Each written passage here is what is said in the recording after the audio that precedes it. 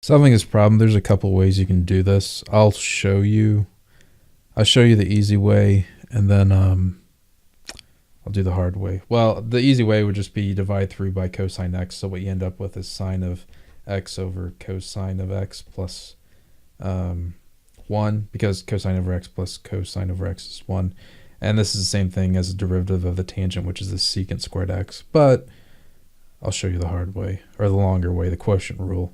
So the quotient rule is going to be d dx of the whole quantity sine x plus cosine x times what's in the denominator, cosine x, plus derivative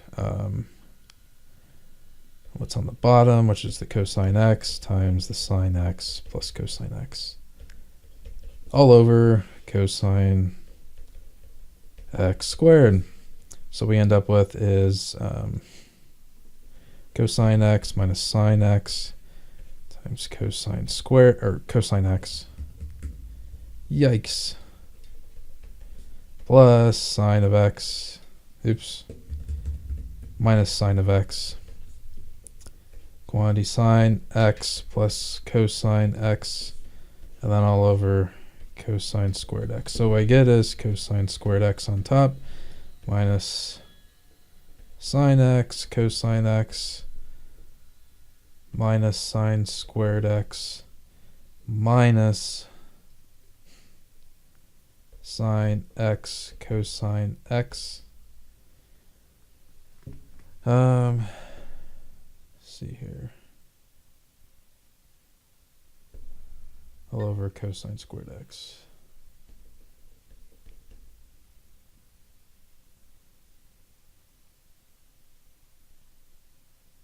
So I'll group these together. So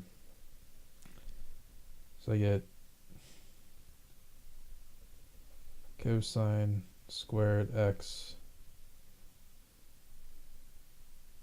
minus sine squared x minus 2 sine x cosine x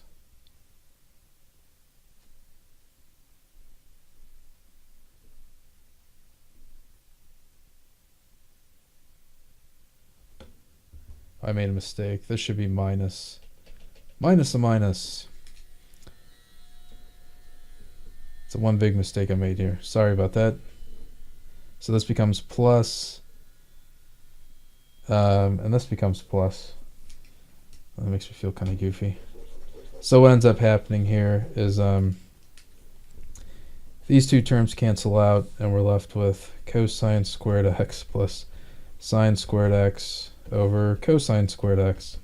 And what we do is we identify this as a trig identity, and it's 1 over, I should have known because I said this is going to be the secant squared, 1 over cosine squared x. So what we end up with ultimately is secant squared x.